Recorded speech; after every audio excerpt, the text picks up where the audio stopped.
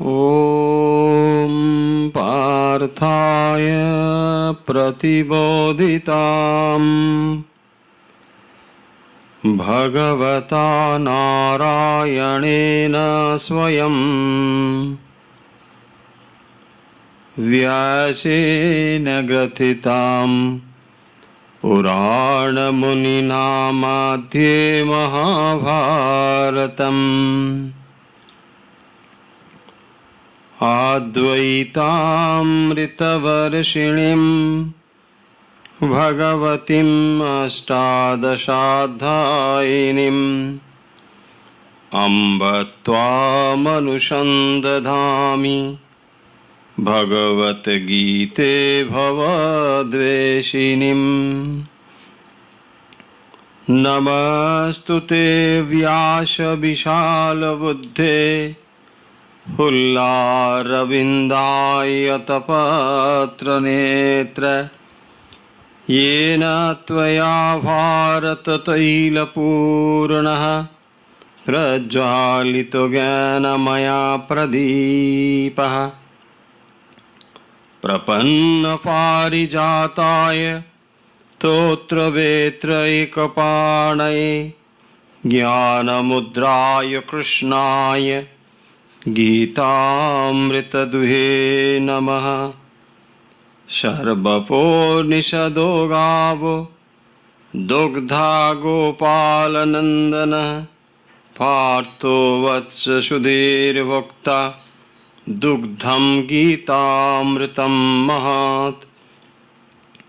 वसुदेवसुतं देवं कंसचाणूरमर्दनं देवकी परमानन्दं कृष्णं वन्दे जगद्गुरुम्।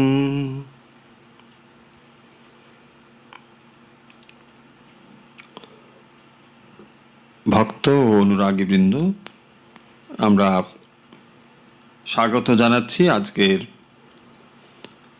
অনুধ্যান ও অভ্যাস পর্বে। আমরা প্রথমে অনুধ্যান ও পরে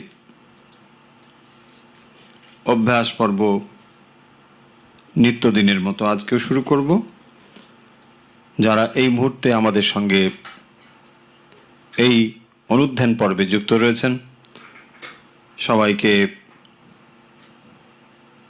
আজকের শুভ রাখি পূর্ণিমা, শুভ রাখি পূর্ণিমার আন্তরিক শুভেচ্ছা সবাইকে। আশা করি আপনারা ধীরে ধীরে যুক্ত হতে পেরেছেন ও যুক্ত হচ্ছেন। আমরা আজকে ভগবদ গীতা নিয়ে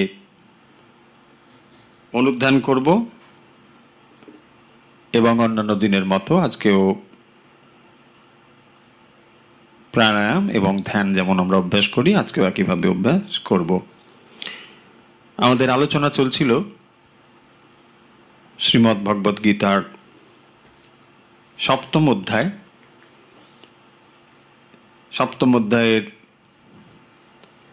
এর পূর্বেও আমরা আলোচনা করেছি। আমরা আজকে সপ্তম অধ্যায়ের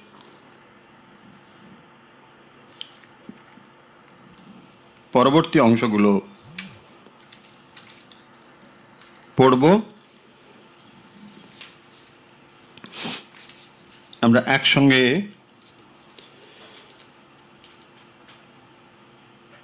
একুশ থেকে 30 নম্বর পর্যন্ত শ্লোক একসঙ্গে পাঠ করব। তারপর যেমন আমরা পাঠ করি সেভাবেই করব। আসুন আমরা সপ্তম অধ্যায়ের শ্লোক 21 থেকে 30 পর্যন্ত যারা শ্রীমদ্ ভগবদ গীতা সঙ্গে রেখেছেন, আসুন আমরা একসঙ্গে পাঠ করি শ্লোক 21 থেকে 30।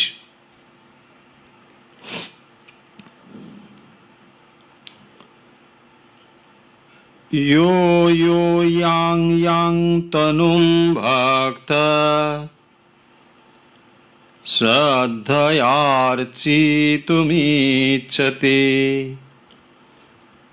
तस्य तस्याचलं श्रद्धां तामेव विददाम्यहम्। सतया श्रद्धया युक्ता तस्याराधनमीहते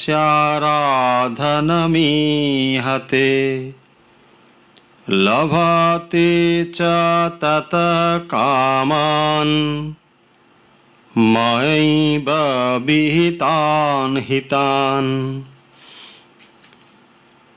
अन्तवत्तु फलं तेषां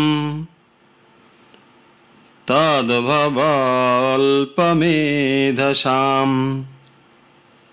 देवान् देवययो यन्ति मद्भक्ता यान्ति मामपि। अव्याप्तं व्यक्तिमापन्नं मन्यन्ते मामबुद्धयः।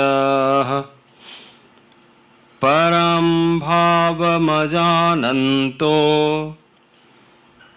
ममाव्ययमनुत्तमम्। नाहं प्रकाश सर्वस्य योगमाया समावृतः। मूढोऽयं नाभिजानाति लोकमामजमव्ययम्। वेदाहं समतीतानि वर्तमानानि चार्जुन। भविष्याणि च भूतानि मां तु वेद न कश्चन। इच्छाद्वेषसमुत्थेन द्वन्द्वमोहेन भारत। सर्वभूतानि सम्मोहं सर्गे यान्ति परन्तप।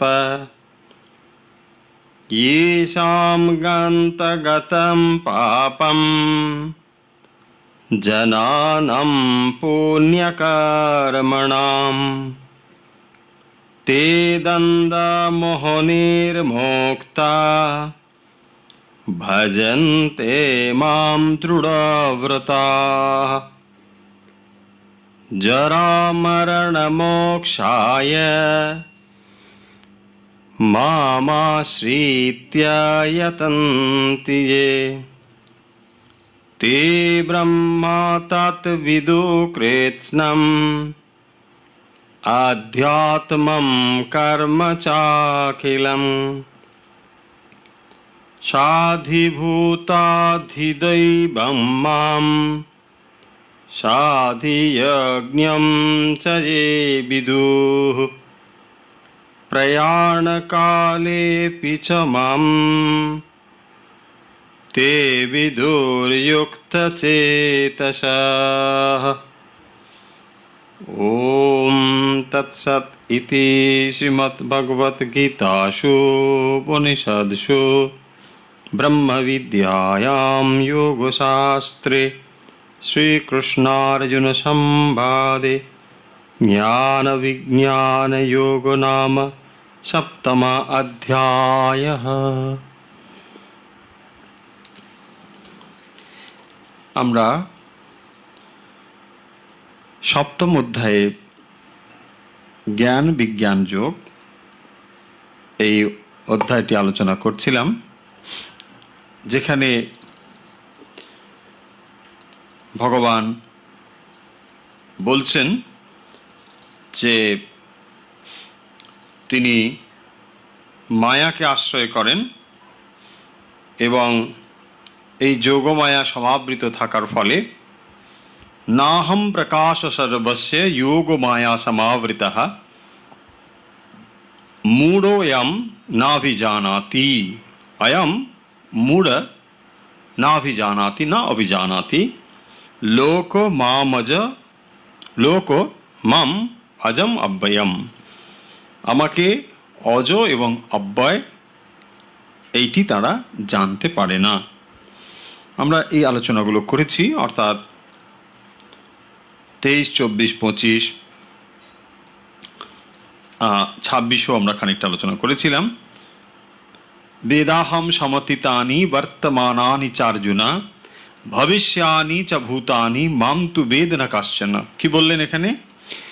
বেদাহম সমতিতানি। আশা করি এই শ্লোকটি আমরা আগেও পড়েছি, তবুও আরেকবার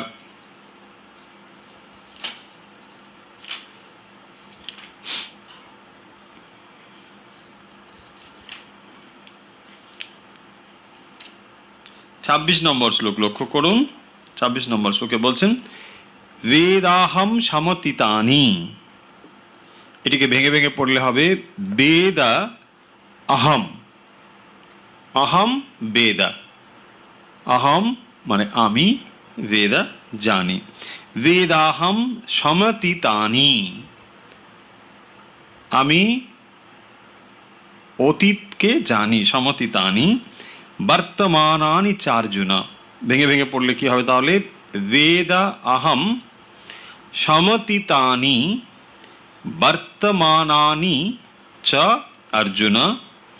তারপরে ভবিষ্যানি চ ভূতানি মাম তু বেদ না কাশ্চন। 26 নম্বর শ্লোকে ভগবান বলছেন যে হে অর্জুন, অতীত, বর্তমান ও ভবিষ্যৎ এই 3 কালের সমস্ত ভূতকেই আমি জানি, কিন্তু আমার শরণাগত ভক্ত ছাড়া কেউ আমাকে জানতে পারে না। অর্থাৎ আমি সবাইকে জানি, কিন্তু আমাকে কেউ জানতে পারে না। ভগবান কেন জানতে পারেন? কারণ মায়া তাঁর অধীন, তিনি হচ্ছেন মায়াধীশ। তাই তিনি সমস্ত কিছু জানতে পারেন। জীব যেহেতু মায়ার অধীন, তাই জীব তাকে জানতে পারে না।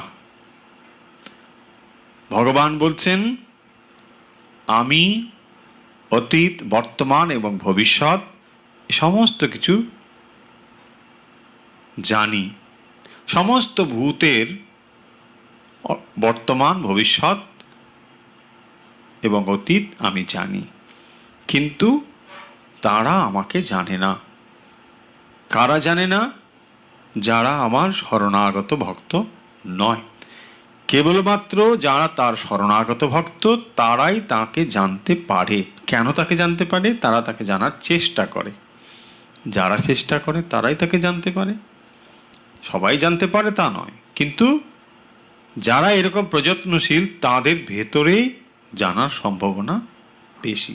যার ভেতরে যত্নশীলতা নেই, স্বাভাবিকভাবেই তার কাছে এটি অধরা থেকে যায়। আমরা এই বিষয়ে আলোচনা করেছি। 26 নম্বর শ্লোকের সহজ অর্থ হচ্ছে এইটি, বেদাহম সমতিতানি বর্তমানানি চার্জুন ভবিষ্যানি চ ভূতানি মাম তু বেদ না কাশ্চন। তাহলে আমি অতীত, বর্তমান, ভবিষ্যৎ এগুলো সব জানি। সমতিতানি বর্তমানানি ইত্যাদি বহুবচনে, কেন ভূতানি বহুবচন, সেই জন্যে এগুলো বহুবচনে বলা হলো যে আমি সব এগুলো জানি, কিন্তু সাধারণ আমাকে জানে না, কারণ তারা মায়ার দ্বারা আবৃত রয়েছে। এই ভগবান আগেই বলেছেন যে যোগ মায়া সমাবৃত হয়েই তিনি কি করেন? এই জগতের সমস্ত কিছু পরিচালনা করেন, সমস্ত কিছু চলছে। যোগ মায়া সমাবৃতা, সমস্ত কিছুই এই মায়ার দ্বারা আবৃত হয়ে রয়েছে বলে নাহম প্রকাশ সর্বস্ব, আমি সব কিছুতে থেকেও ঠিক প্রকাশ নয়। আমি সব কিছুর ভেতরে রয়েছি ঠিকই, কিন্তু সরাসরি আমাকে কেউ দেখতে পায় না। কেন পায় না? যোগ মায়া সমাবৃত।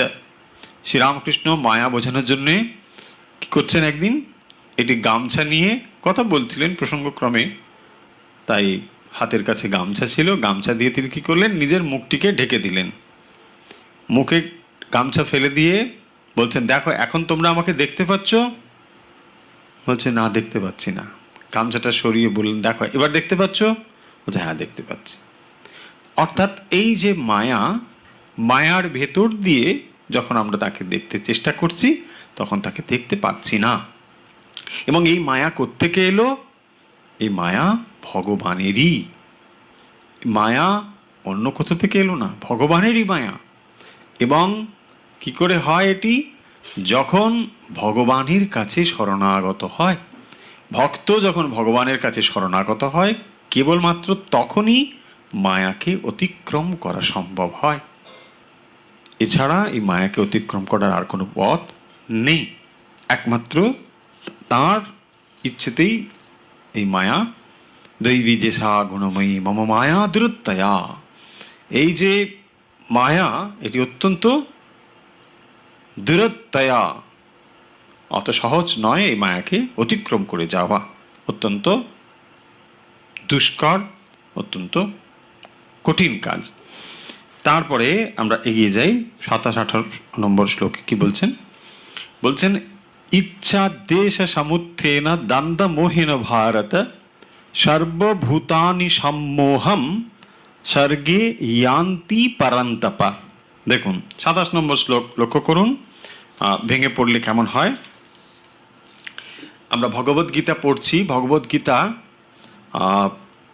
এত অমূল্য এটি ধর্মগ্রন্থ, এমন অমূল্য একটি জীবন দর্শন বলবো, যার ভেতরে, যার প্রত্যেকটি কথার ভেতরে রত্ন লুকিয়ে রয়েছে।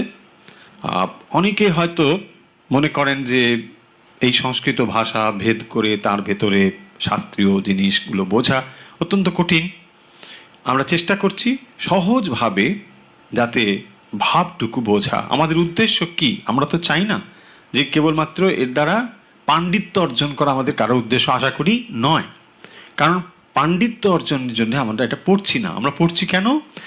মূল বিষয়টি বুঝবো, ভগবদ গীতার ভেতরে কি দর্শন বা কি কথা রয়েছে, আমরা তাই জানতে চাই। কি করে আমরা পড়বো এটাকে? দেখুন, ইচ্ছা দেশ সমুত্থেনা, এটিকে ভাঙলে কি হবে? এর ভেতরে রয়েছে ইচ্ছা দেশ সমুত্থেনা, সমাসবদ্ধ পদ একসঙ্গে হয়েছে, দিয়ে সমুত্থেনা হলো, তাহলে ইচ্ছা দেশা সমুত্থেনা। সংস্কৃতে প্রত্যেকটি বর্ণ পৃথক পৃথক উচ্চারিত হয় এবং স্পষ্টভাবে উচ্চারিত হয়।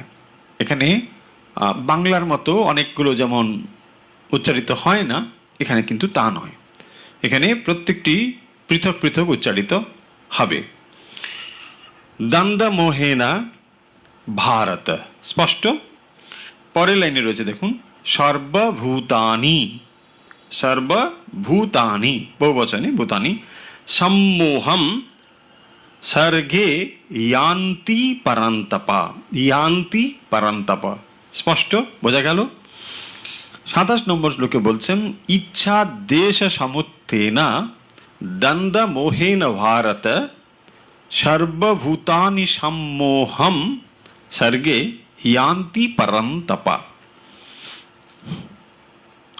27 নম্বর শ্লোকে ভগবান বলছেন যে, হে অর্জুন, ইচ্ছা দেশাদি অনুকূল ও প্রতিকূল বিষয় থেকে সুখ দুঃখাদি দ্বন্দ্ব সমুদ্ভূত হয়।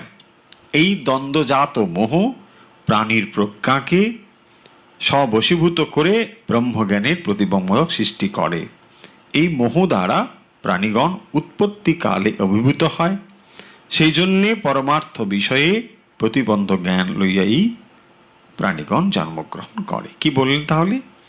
ইচ্ছা দেশা সমুত্থেনা, এই ইচ্ছা এবং দেশ, এই দুটি কি? দ্বন্দ্ব মোহেনা, এই দুটি হচ্ছে মোহ, মোহের কারণ। কোন দুটো? ইচ্ছা এবং দেশ। এই দুটো দ্বন্দ্ব বলা হয়েছে। দ্বন্দ্ব মানে দুটো, ভালো মন্দ, সুখ দুঃখ, শত্রু মিত্র, আলো অন্ধকার, এই সমস্তগুলোই হচ্ছে দ্বন্দ্ব। তাহলে ইচ্ছা দেশ সামর্থ্যে না দ্বন্দ্ব মোহেন ভারত, দ্বন্দ্বযুক্ত যে মোহ, এই হচ্ছে দ্বন্দ্ব মোহ। দ্বন্দ্ব মোহের দ্বারা সর্বভূতানি সম্মোহম, সমস্ত ভূত সকল কিরকম হয়ে আছে? সম্মোহম স্বর্গে ইয়ান্তি পরন্তপা। তাহলে এর দ্বারা কি হয় না, উৎপত্তির সময়ে, উৎপত্তিকালে, স্বর্গে মানে উৎপত্তিকালে, ইয়ান্তি পরন্তপা।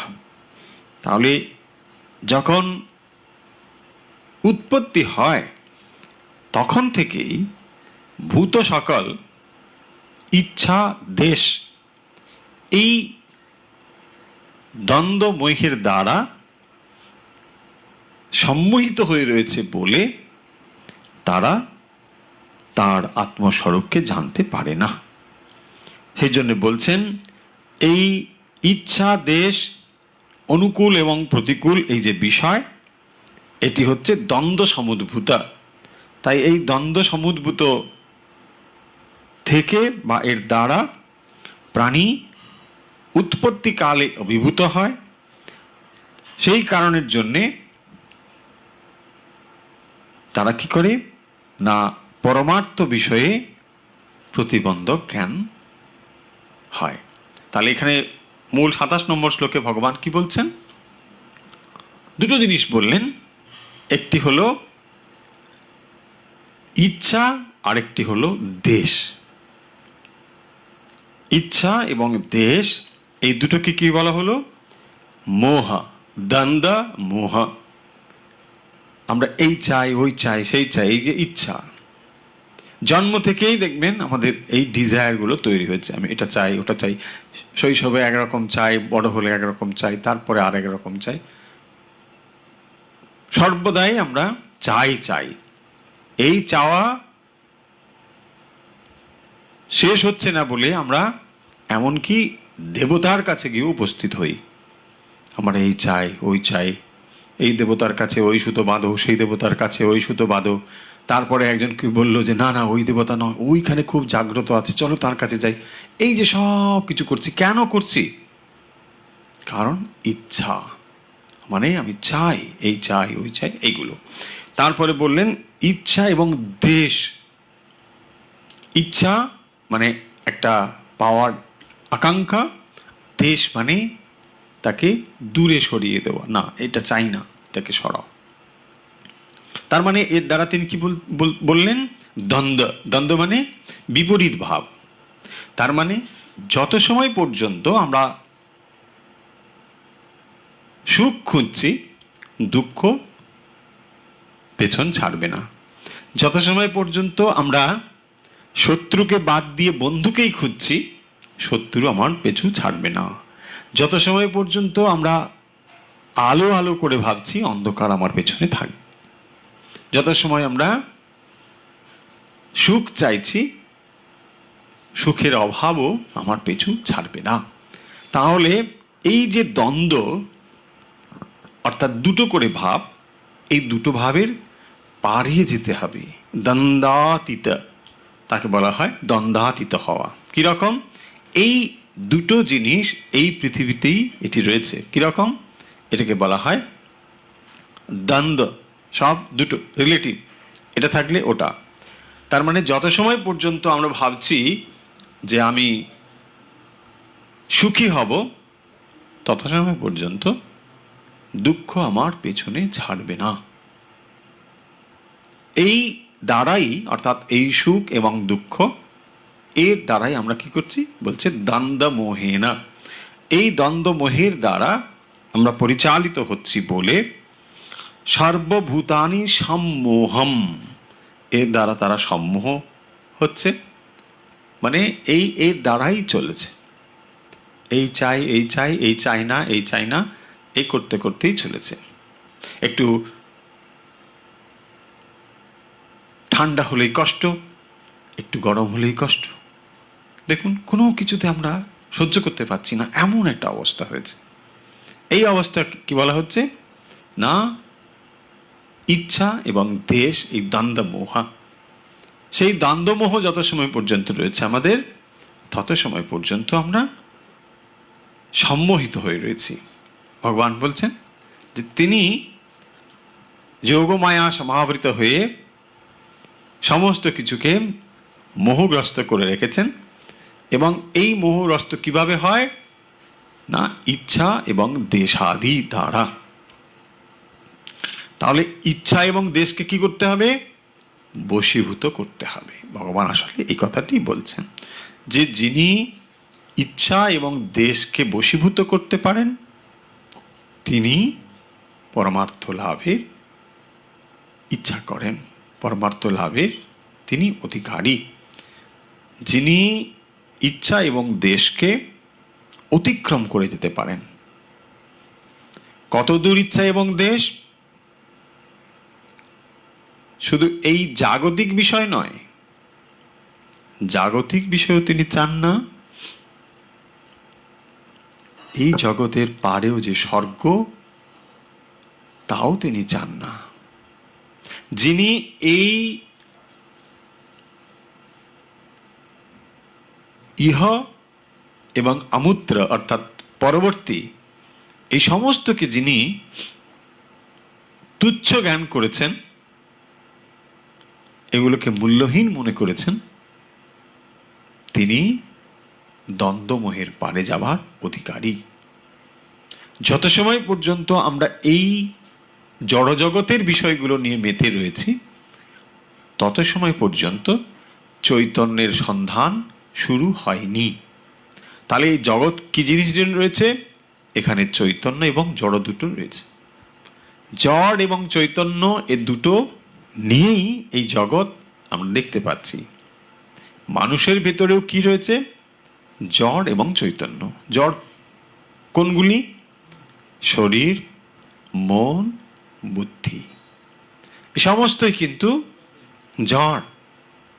বুদ্ধিরও পারে যিনি রয়েছেন আত্মা, তিনি একমাত্র চৈতন্য। কিন্তু এই শরীর, স্থূল শরীর জড় হলেও এটি স্থূল। সূক্ষ্ম শরীর তার পেছনে কারণ শরীর, এবং বুদ্ধি, এগুলো জড় হলেও সূক্ষ্ম। তাই এগুলোকে অনেক বেশি চৈতন্যের মতো বলে মনে হয়। দেখবেন মন যেন মনে হয় বেশ চেতন। না, মন আসলে চেতন বস্তু নয়, মন জড় বস্তু। তার পেছনে চৈতন্য আছেন বলেই মনকে চৈতন্য বলে মনে হয়। এমনকি বুদ্ধিকেও চেতন বলে মনে হয়, কিন্তু বুদ্ধি আসলে জড়। এইগুলোর পেছনে যে চৈতন্য রয়েছেন তিনি একমাত্র চৈতন্য, এবং এই চৈতন্য কি করেন? জড়গুলোকে নিয়ে তিনি যেন এই জড়ের খাঁচার ভেতরে তিনি প্রবিষ্ট হয়ে রয়েছেন। তৎ সৃष्ट्वा তদেবানুপ্রবিশাৎ, উপনিষদ বলছেন তৎ সৃष्ट्वा, তাকে সৃষ্টি করে তিনি যেন তার ভেতরে ঢুকে রয়েছেন। এই যে জগৎ তিনি সৃষ্টি করেছেন, তিনি এই সৃষ্টি করে তিনি যেন এর ভেতরে প্রবিষ্ট হয়ে রয়েছেন, তিনি যেন এর ভেতরে ঢুকে রয়েছেন। তাহলে মানুষের ভেতরেও যে জড় অবয়ব আমরা দেখতে পাই, তার পেছনেও চৈতন্য রয়েছে। এই চৈতন্যকে সন্ধান আমরা কখন করছি? দ্বন্দ্ব মোহের পারে যখন আমরা এই দ্বন্দ্বর ভেতরে রয়েছি, যখন এই জগতের ভেতরে রয়েছি, যখন শত্রু মিত্র ভালো মন্দ এগুলো ভেতরে রয়েছি, তত সময় পর্যন্ত আমরা চৈতন্যের সন্ধান করছি না। দ্বন্দ্বের পারে যখন আমরা, তখনই চৈতন্য সেখানে রয়েছেন। চৈতন্য দ্বন্দ্ব মোহের পারে, এ কথা 27 নম্বর শ্লোকে বললেন। আশা করি এটি বুঝতে খুব একটা অসুবিধে নেই। বলছেন ইয়েষাম ত্বন্তগতম পাপম জনানাম পুণ্যকর্মণাম তে দ্বন্দ্ব মোহ নির্মুক্তা ভজন্তে মাম দৃঢ়প্রতাহ। দেখুন স্পষ্ট করে 28 নম্বর শ্লোকে ভগবান বলছেন येषां त्वन्तगतं पापं, येषां तु अन्तगतं पापं जनानां पुण्यकर्मणां তে দ্বন্দ্ব মোহনির্মুক্তা ভজন্তে মাম দৃঢ়ব্রতাঃ। তে দৃঢ়ব্রতাঃ কারা? येषां तु अंतगतम, अंतगतम মানে तु अंतगतम त्वंतगतम, येषां तु अंतगतम पापम जनानां पुण्यकर्मणाम ते दंडमोहनिर्मुक्ताः भजन्ते माम दृढ़व्रताः। ভাঙলে কি হবে? এটাকে ভেঙে দিলে येषां तु अंतगतम पापम जनानां पुण्यकर्मणाम ते दंडमोहनिर्मुक्ताः ভজন্তে। ভজন্তে থাকার ফলে এখানে বিসর্গটা চলে গেল সন্ধির নিয়ম অনুযায়ী। দন্ডমোহনির্মুক্তাः ভজন্তে মাম দৃঢ়ব্রতাः। এর অর্থ কি ভগবান বলছেন দেখুন, যে সব পুণ্য কর্মা ব্যক্তিগণের পাপ ক্ষীণ হয়েছে, এই যে येषां তন্তগতম পাপম জনানাম পুণ্যকর্মণাম, পুণ্যকর্মের দ্বারা পুণ্যকর্ম অনুষ্ঠানের ফলে তারা সুখ দুঃখ শীত উষ্ণাদি দ্বন্দ্ব নিমিত্তক মোহ থেকে মুক্ত হয়ে দৃঢ় নিষ্ঠার সঙ্গে আমার ভজনা করেন। কারা করেন? येषां তন্তগতম পাপ, येषां তু অন্তগতম পাপ, অন্তগতম মানে সমাপ্ত হওয়া, শেষ হয়ে গেছে। যাদের পাপ শেষ হয়েছে, অর্থাৎ তার অশুভ শুভ সমস্ত কর্মের বিনাশ হয়েছে। জানানাম পুণ্যকর্মণা, অনেক পুণ্যকর্ম করার ফলে তার যে পূর্বকৃত পাপকর্ম সেগুলো সমস্ত চলে গিয়েছে, অর্থাৎ যার ভেতরে এখন আর নেতিবাচক কিছু নেই, সমস্ত ইতিবাচক। তে দ্বন্দ্বমোহনির্মুক্তাঃ, তিনি কি হয়েছেন? দ্বন্দ্বমোহ নির্মুক্ত হয়েছেন তিনি, সেই জন্য বললেন দ্বন্দ্বমোহ নির্মুক্তাঃ ভজন্তে, তারা ভজনা করেন। কি ভজনা করেন? মাম, তারা আমার ভজনা করেন। তে দৃঢ়ব্রতাঃ ভজন্তে মাম, এই হচ্ছে এখানে তে দৃঢ়ব্রতাঃ মানে সেই সমস্ত দৃঢ়ব্রতা। কারা দৃঢ়ব্রত হবে? না যাদের অন্তগতম পাপম, তে জানানাম অন্তগতম পাপম, তারা কি করেন? না তে দ্বন্দ্ব বিনির্মুক্তাঃ ভজন্তে মাম, তারা আমার ভজনা করেন। এবং কিভাবে তারা ভজনা করেন? শব্দ লক্ষ্য করুন, দৃঢ়ব্রতাঃ, তারা তখন দৃঢ়ব্রত হয়। যত সময় পর্যন্ত দ্বন্দ্বমোহের ভিতরে আমরা রয়েছি তত সময় পর্যন্ত দৃঢ়ব্রতা শব্দটি বলা হলো না। যখন দ্বন্দ্বমোহ থেকে বিনির্মুক্ত হলো, দ্বন্দ্বমোহের বাড়ি যখন চলে গেল, তখনই কেবলমাত্র তিনি দৃঢ়ব্রতা হলেন। যত সময় পর্যন্ত আমরা এটা চাই ওটা চাই এই চাই সেই চাই, যত রকম চাওয়া, কেবলমাত্র ভগবানকে চাওয়া ছাড়া যত চাওয়া, সমস্ত চাওয়াকেই এই দ্বন্দ্বমোহের ভিতরে ধরা হয়েছে। তাহলে যত সময় পর্যন্ত আমরা দ্বন্দ্বমোহের ভিতরে রয়েছি তত সময় চৈতন্যের সন্ধান করছি না। তারপরে বলছেন, যখন আমাদের এই সমস্ত পুণ্যকর্ম করার ফলে যখন দ্বন্দ্বের পারে আমরা যাই, তখনই একমাত্র আমরা দৃঢ়ব্রতা হয়। তারা কি করে? তারা তখন দৃঢ়ব্রত হয়। তখনই একমাত্র একনিষ্ঠ ভক্তি তৈরি হয়। একমাত্র তোমাকেই চাই, ওই যে তোমাকেই করিয়াছে জীবনের ধ্রুবতারা, তখনই এই কথাটি আক্ষরিক অর্থে সত্য হয়। তা না হলে ওই তোমাকেও করেছি, একেও করেছি, ওকেই চাই না, একটু ওখানেও যাই, মনসা মাও যদি আবার রেগে যায় তাকেও একটু করি, ওখানেও একটু যাই, কেন? এগুলো হচ্ছে দ্বন্দ্বমোহে না। আসল কথা হচ্ছে এই সমস্ত কিছুর ভেতর দিয়ে একটি জিনিস দেখবেন, সেটি হচ্ছে শরণাগতি। যত সময় পর্যন্ত শরণাগতি না হচ্ছে তত সময় পর্যন্ত দৃঢ়ব্রতা হওয়া সম্ভব হচ্ছে না। তাহলে সাধনার ভেতর দিয়ে কি হয়? সমস্ত সাধনার নিবৃত্তি হচ্ছে শরণাগতি। ওই যে আমরা অনেক সময় প্রশ্ন করি যে এত গুণে জপ করব নাকি এতবার জপ করব, এই দিকে করব না ওই দিকে করব, এই করব। আসলে এগুলো কি? এইগুলো হচ্ছে সমস্ত সাধনাই শরণাগত অবস্থায় পৌঁছানোর প্রস্তুতি। সেই অর্থে দেখতে গেলে এগুলোকে আমরা উদ্দেশ্য নয়, এগুলোকে উপায় বলবো। এই সাধনাগুলো একটি উপায়। কিরকম উপায় এবং উদ্দেশ্য ধীরে ধীরে বদলেও যায়।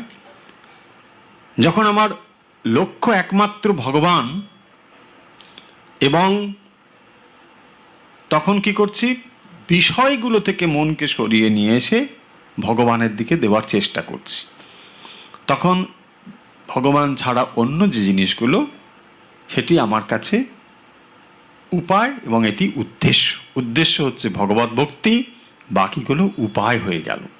যখন ভগবত ভক্তির কাছেও এলাম, তাঁর সাধনা যখন শুরু করলাম, তখন সাধনার ক্ষেত্রেও আমরা দেখতে পাচ্ছি এতবার জপ করছি, এত গঙ্গা স্নান করছি, এত গীতা পাঠ করছি, এত চণ্ডী পাঠ করছি, মন্দিরে যাচ্ছি, সাধু সেবা করছি, এত যে সব কিছু করছি কেন? এগুলো সবই তখন হয়ে যাবে উপায়। উদ্দেশ্য শরণাগতি। সমস্ত সাধনার উদ্দেশ্যই হচ্ছে শরণাগতি বা স্যারেন্ডার। দেখবেন শ্রীরামকৃষ্ণ কথামিতে বলেছেন যে স্যারেন্ডার অত সহজে হয় না। মুখে আমরা হাজারবার বলতে পারি ভগবান ছাড়া আমার আর কেউ নেই, কিন্তু মনে মনে আমি জানি যে না, আমি সব ঠিক করে রেখেছি, এখানে ওই, ওখানে ওই, ওখানে এই। এই হচ্ছে আমাদের চালাকি বুদ্ধি। শরণাগতি জিনিসটি অত সহজে হয় না। তাই সমস্ত সাধনা শেষ হয় শরণাগতিতে। এবং যখনই শরণাগতি হয় তখনই দৃঢ়ব্রতাহা, তখনই এই কথাটি আসে, তোমার এই করিয়াছি জীবনের ধ্রুবতারা, তুমি ছাড়া আর আমার কেউ নেই। তখনই একমাত্র আসে, এবং তখনই ভগবানের আশীর্বাদ নেমে আসে। শরণাগত না হলে এটি আসে না। এরকম বহু কাহিনী, বহু ঘটনা রয়েছে, আপনারা জানেন। পূর্ণ শরণাগতি ঠিক ওই সময়ে সম্ভব। যত সময় পর্যন্ত আমরা এটা চাই, ওটা চাই, এটা চাই করছি, তত সময় আত্মচেষ্টা রয়েছে, নিজের চেষ্টা করছি। এটি দরকারও, নিজের চেষ্টা সাধক করবে, কিন্তু উদ্দেশ্য কিন্তু ওই শরণাগতি। তাই কতবার জপ করলাম, 100 করেছি না 108, নাকি 5000 করতে হবে, 10,000 করতে হবে, এই সমস্ত জিনিসই হাস্যকর এবং ছেলে মানুষই মনে হবে। ওই লক্ষ্য যদি থাকে শরণাগত হওয়া।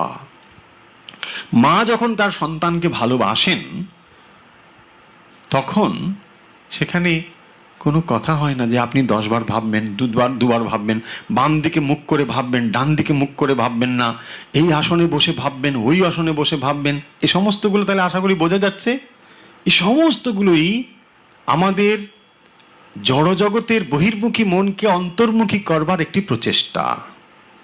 কারণ এগুলোকেই আমরা সাধন বলে ধরেছি, যে হ্যাঁ, মন্দিরে যাওয়াটা একটা সাধন, ভগবানের নাম বসে বসে করাটাও একটা সাধন। ভুল বুঝবেন না, এগুলো করতে বারণ করছি তা নয়। যে এই জিনিসগুলোকে আমি বিশ্বাস করি শুধু নয়, হাজার হাজার বছর ধরে মানুষ এভাবেই করে, আমরা এই বিশ্বাসের ভেতরে রয়েছি বলে আমরা এটাকে সাধন বলে মনে করেছি। তাই আমরা এটি করছি, এটা করতে হবেও। কিন্তু এই করাটাই আমার উদ্দেশ্য নয়, এটি মনে রাখতে হবে। আমি রোজ 4 অধ্যায় করে গীতা পড়ি, তো কি হলো? 4টে করে শ্লোক পড়ি, আচ্ছা ভালো। আমি এত করে স্তব করি, ভালো, কি হলো? আসল ব্যাপারটা হচ্ছে ওই শরণাগতি যদি লক্ষ্য থাকে, কতবার পড়লাম, কতবার কি করলাম, এগুলো বড় কথা নয়। জার্নি হচ্ছে ওখানেই। এ কথাটাই বলছেন এখানে, দৃঢ়ব্রতাহা, মানে ওখানেই পৌঁছতে হবে। শরণাগতি হচ্ছে প্রত্যেক সাধনার শেষ কথা।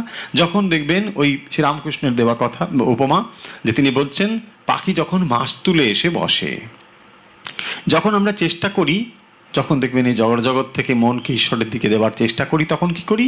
তখন যে যা বলে আমরা তা ধরবার চেষ্টা করি। তখন আমরা কি করি? ছুটে যাই আচার্যর কাছে, ছুটে যাই গুরুর কাছে। তিনি কি বলেন? না, এই করতে থাকো। আমরা তাই করতে থাকি। তারপরে এগুলো করার পরে এক সময় বুঝি, মানে সাধক এক সময় উপলব্ধি করতে পারেন, কোনো সাধনার দ্বারা ভগবানকে লাভ করা যায় না। বলছি, এসব কি কথা বলছি? খুব নেতিবাচক মনে হচ্ছে। কাল থেকে সাধনা ছেড়ে দেবেন? না না না, তা নয়। এইটি আপনাকে উপলব্ধি করতে হবে, এটি প্রত্যেক সাধককে উপলব্ধি করতে হবে যে সাধনার দ্বারা ভগবানকে লাভ করা যায় না। কিন্তু এখন আপনি বিশ্বাস করেন, না আমি এত হাজার জপ করতে পারি, এত করুন, এটা করতে হবে, অবশ্যই এটা করতে হবে। কিন্তু এই করে করে এক সময় আপনার এটি আসবে, এটি আমার অহংকার, সাধনার অহংকার, এটি কেউ ভাঙতে হবে। ওই তখন পাখি এসে মাছ তুলে বসে। সে একবার চেষ্টা করে পূর্ব দিকে যাওয়ার, পশ্চিম দিকে যাওয়ার, সব থেকে চেষ্টা করে। পাখি চুপ করে কি প্রথম বসে না। শরণাগতি এমনিতে আসে না। তার যত সময় পর্যন্ত চেষ্টা রয়েছে চেষ্টা করবেই। কিন্তু চারিদিকে যাওয়ার পরে যখন দেখে সব জল জল জল, কোথাও উপায় নেই, তখন সে কি করে? মাছ তুলে এসে পড়ে। এটাকেই বলা হয়েছে দৃঢ়ব্রতাহা। তখন তার দৃঢ় চিত্ত হয় যে না, আর এটি সম্ভব নয়, শরণাগত অবস্থা। ছোট্ট একটি গল্প মনে পড়ছে, খুব ছোট্ট করে বলে দিই, মানে খুব সুন্দর প্রসঙ্গক্রমে মনে এসে গেল। এক বাদশাহ, একটু পুরনো দিনের গল্প। তিনি তখনকার দিনে কৃতদাস প্রথা ছিল। তিনি একজন কৃতদাসকে কাজে লাগাবেন, একজন পাঠিয়েছে। তিনি তার সঙ্গে কথা বলছেন, বাদশাহ কথা বলছেন। তোমার নাম কি? আপনি আমাকে যে নামে ডাকবেন সেটাই আমার নাম। আচ্ছা বেশ, তো তুমি কি কাজ পারবে? আপনি আমাকে যে কাজ দেবেন আমি সেই কাজই করব। আচ্ছা, তুমি থাকবে কোথায়? না, আপনি আমাকে যেখানে রাখবেন আমি সেখানেই থাকবো। আচ্ছা, তুমি খাবে? যা খেতে দেবেন আমি তাই খাবো। পরিধান, তোমার বস্ত্র? না, আপনি আমাকে যা বস্ত্র দেবেন আমি তাই পরব। আচ্ছা, তুমি এরকমই? আচ্ছা, তোমার কোনো ইচ্ছে নেই যে আমি এই করতে চাই, ওই করতে চাই? আর এখানে কাজ তো করবেই, কিন্তু তুমি কি করতে চাও? তোমার কোনো ইচ্ছে নেই? বলছে না, আমার ইচ্ছে, আপনার যা ইচ্ছে সেটি আমার ইচ্ছে। তখন লোকটি বলল, আচ্ছা তোমার এরকম কি, তোমার নিজের কোনো ইচ্ছে থাকতে পারে না? আমি তোমাকে যা কাজ বলবো তুমি তো সেটা করবে,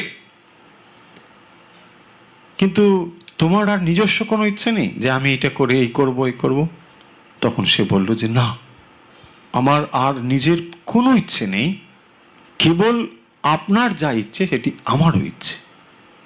তখন ওই লোকটি, মানে বাদশা, বলল যে দেখো, আমি সত্যিকারের ভগবানকে কিভাবে ডাকতে হয়, আল্লাহকে কিভাবে ডাকতে হয় আমি তোমার থেকে শিখলাম। আমি তোমাকে কৃতদাস রূপে নিয়োগ করতে পারি না, কারণ তুমি আমার চোখ খুলে দিয়েছ যে শরণাগত হলো এই অবস্থা যেখানে নিজের ইচ্ছে বলে কিছু থাকতে নেই, সম্পূর্ণ ভগবানের ইচ্ছে বা আল্লাহর ইচ্ছে। তো তখন তিনি তাকে বললেন, আমি তোমাকে কাজে নিতে পারবো না, তুমি চলে যাও। আসল ব্যাপারটা হচ্ছে এই যে যখন আমরা ভগবানের কাছে সম্পূর্ণ শরণাগত হয়েছি, তার কাছে ছেড়ে দিয়েছি সব, তখন তাতে যার ভালো হয়, যা তার প্রিয় আমি তাই করব। সমস্ত ভগবত প্রীতির জন্যে, তাঁর প্রীতির জন্যে আমি করছি, নিজের প্রীতির জন্যে নয়। তাঁর সেবক আমি, তাঁর যা নিজের কোনো ইচ্ছে বলে থাকতে নেই। যেমন নাকি ওই গল্পে সেবকের নিজের কোনো ইচ্ছে ছিল না, তিনি কেবলমাত্র তাঁর ইচ্ছে। সব অবস্থাতেই যখন ভগবানের কাছে ভক্ত শরণাগত হয়, তখন এটি বলে তোমার ইচ্ছে পূর্ণ হোক। তিনি যেখানে রাখবেন সেখানে, যে অবস্থায় থাকবেন সেই অবস্থায়, যা খেতে দেবেন তাই খাবেন, যা পরিধেয় দেবেন তাই করবেন। এটি হচ্ছে সম্পূর্ণ শরণাগত অবস্থা। সেটি বলছেন এখানে যে এটি হলেও দৃঢ়ব্রতাহা। যে শাম তন্তগত, আশা করি তাহলে এটা বোঝা গেল যে যে শাম তন্তগতম পাপম ইয়ানাম পুণ্য কর্মনাম, তাহলে পুণ্যকর্ম করার ফলে তার অতীতের যত নেতিবাচক ভাবনা বা নেতিবাচক জিনিসগুলো সব ধীরে ধীরে সেখান থেকে চলে যায়, এবং তার ফলে তিনি কি করেন, দ্বন্দ্বমোহে বিনির্মুক্ত হন, সেখান থেকে তিনি মুক্ত হয়ে যান। জরা মরণ মোক্ষায় মামাশ্রিত্য যজন্তি যে তে ব্রহ্ম তৎ বিদুঃ কৃৎস্ন অধ্যাত্মম কর্ম চাখিলম। 29 নম্বর শ্লোক একটু লক্ষ্য করুন, বলছেন জরা মরণ মোক্ষায় মাম আশ্রিত্য যজন্তি যে তে ব্রহ্ম বিদুঃ তদ বিদুঃ কৃৎস্নম অধ্যাত্মম কর্ম চাখিলম। ভেঙে পড়লে কি হবে, জরা মরণ মোক্ষায় মাম আশ্রিত্য যতন্তি ইয়ে তে ব্রহ্ম তৎ বিদুঃ কৃৎস্নম অধ্যাত্মম কর্ম চ অখিলম। 29 নম্বর শ্লোকে বলছেন জরা মরণ মোক্ষায়, অর্থাৎ যারা জরা ও মৃত্যু থেকে মুক্তি লাভের জন্য আমাকে আশ্রয় করে সাধন করেন, তারা সনাতন ব্রহ্ম, যে বিদুঃ তে ব্রহ্ম তৎ বিদুঃ কৃৎস্নম অধ্যাত্মং কর্ম চাখিলম, তারাই আমাকে সমগ্র অধ্যাত্ম অখিল কর্ম অবগত হন। যারা জরা ও মৃত্যু থেকে মুক্তি লাভের জন্য, জরা মরণ মোক্ষায়, জরা থেকে এবং মরণ থেকে মোক্ষ বা মুক্তি জন্য কি করে, মাম আশ্রিত্য, আমাকে আশ্রয় করে তারা কি করে, তে ব্রহ্ম তৎ বিদুঃ কৃৎস্নম অধ্যাত্মম কর্ম চাখিলম, তারা কি করে না মোহ থেকে মুক্ত হয়ে দৃঢ় নিষ্ঠার সঙ্গে আমার ভজনা করেন। আর তারপরে বলছেন যে তারা সনাতন ব্রহ্ম সমগ্র অধ্যাত্ম অখিল কর্ম অবগত হন, যারা জড়া মৃত্যু থেকে মুক্তি লাভের জন্য আমাকে আমার আশ্রয় সাধন করেন, আমাকে আশ্রয় করে সাধন করেন। 29 নম্বর শ্লোকে আমরা কি দেখতে পেলাম, জরা মরণ মোক্ষায় মাম আশ্রিত্য যতন্তি ইয়ে, যারা জরা এবং মরণের পারে যাওয়ার জন্যে, মানে এর থেকে মুক্তির জন্যে মাম আশ্রিত্য, আমাকে আশ্রয় করে সাধনা করেন, তে ব্রহ্ম তৎ বিদুঃ কৃৎস্নম অধ্যাত্মম কর্ম চাখিলম, তারা কি করেন, আমাকে জানতে পারেন, অর্থাৎ এই যে আমাদের সমগ্র সনাতন যে ব্রহ্ম, সনাতন ব্রহ্ম সমগ্র অধ্যাত্ম, এটি তিনি অবগত হন, যিনি কি করেন, জন্ম এবং মরণের, জরা এবং মরণ এর পারে যিনি যেতে পারেন। তার মানে জরা মরণ দিয়ে কি বললেন, অর্থাৎ যে 6টি পরিবর্তন আমাদের হয়, কি 6টি পরিবর্তন হয়, জায়তে अस्ति বর্ধতে বিপরিণামতে অপস্ক্রিয়তে নশ্যতি। কি বললেন, প্রথমে হচ্ছে জায়তে, মানে কোনো কিছু থেকে জন্ম হলো, প্রথম উদ্ভূত, এই জগতে আমরা এলাম, মানুষ জন্মগ্রহণ করলো, জীব জন্মগ্রহণ করলো, জায়তে। তারপরে বলা হচ্ছে अस्ति, মানে থাকলো, কিছুটা সময় অবস্থিত থাকলো, জায়তে अस्ति বর্ধতে, শুধু নয় তার ভেতরে পরিবর্তন হচ্ছে, বর্ধতে। তারপরে বিপরিণামতে, এটা পরিণাম প্রাপ্ত হলো, এটা সুন্দর অবস্থায় এলো। তারপরে দেখুন ধীরে ধীরে ডাউনওয়ার্ড হচ্ছে, কমে যাচ্ছে, অপস্ক্রিয়তে, ধীরে ধীরে ক্ষয় প্রাপ্ত হচ্ছে, তারপরে এক সময় বিনশ্যতি, সমস্ত শেষ হয়ে গেল। এই যে 6 প্রকার বিকার, একে বলা হয় ষড়ূর্মি। উর্মি মানে ঢেউ, ষট ঢেউ, মানে 6 রকমের ঢেউ রয়েছে, উর্মি রয়েছে জীবনে। এই 6 রকমের পরিবর্তন হয়। এই যে 6 রকমের পরিবর্তন হচ্ছে জীবনে, কি কি, জায়তে अस्ति বর্ধতে বিপরিণামতে অপস্ক্রিয়তে নশ্যতি, এই যে পরিবর্তনগুলো হচ্ছে আমাদের জীবনে, প্রতি মুহূর্তে জীবন পরিবর্তনগুলো হচ্ছে, বলছেন তাহলে এই পরিবর্তনের পেছনে একটি অপরিবর্তনীয় জিনিস রয়েছে। সেই অপরিবর্তনীয় জিনিসটিকে জানা এই ব্রহ্মকে জানা। সমস্ত পরিবর্তনের সাক্ষী নিশ্চয়ই একজন রয়েছে, তাই না? ধরুন যদি একটি বাস্তব উদাহরণ নিই, ধরুন একটি ঘর, ঘরের ভেতরে একজন এলো, তার সঙ্গে কথা বলা হলো, তিনি আবার চলে গেলেন।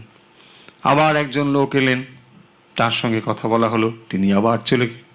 আবার এরকম লোক এলো গেল, এরকম হচ্ছে। তাহলে এই যে সম্পূর্ণ জিনিসটি, মানে একজন লোক এলো চলে গেল, আবার একজন এলো আবার একজন চলে গেল, এই সমগ্র ঘটনাকে বর্ণনা করার জন্যে একজন লোক চাই, যিনি সবকটা লোককে দেখেছেন, তাই না? তিনি এলেন আবার চলে গেলেন, ইনি এলেন আবার চলে গেলেন। এই সমস্ত ঘটনাকে বর্ণনা করার জন্যে একজন লোক চাই অন্তত, যে বলতে পারে যে প্রথম ব্যক্তি, দ্বিতীয় ব্যক্তি, তৃতীয় ব্যক্তি, যারা এলো গেল সব ঘটনা। তাহলে কি হলো? আসল কথা হচ্ছে তাহলে সাক্ষী, একজন উইটনেস চাই, তাহলেই তো সমস্ত ঘটনা বর্ণনা করা যায়।